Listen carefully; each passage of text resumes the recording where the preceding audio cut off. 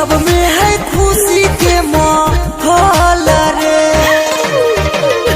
दुआरा पर बाजा बाजो हकै मोर जान के, अंगना में बाजो हकै ढोल रे। हम एने कानो हियै ओने मोर पगली, सब में है खुशी के माहौल रे।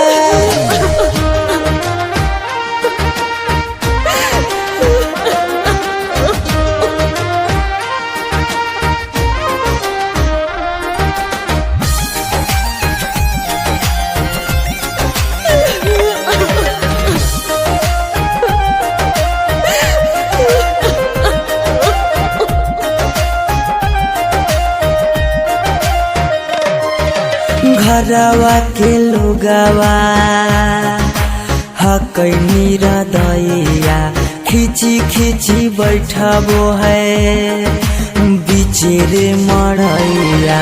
घरवा के लोगवा हकै मेरा दैया, खिची खिची बैठबो है बीचे रे मड़ैया।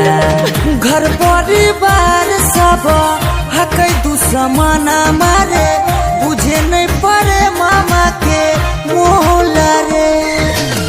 हम एने कानो हियै ओने मोर पगली, सब में है खुशी के माहौल रे।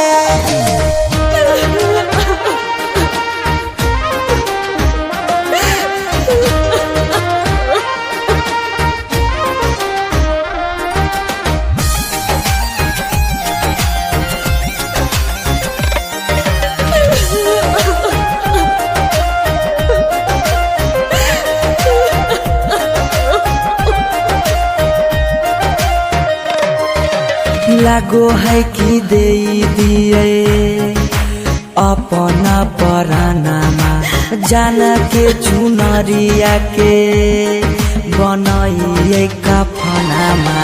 लागो है कि दे दिए अपना परानामा, जान के चुनरिया के बनाइए कफनामा।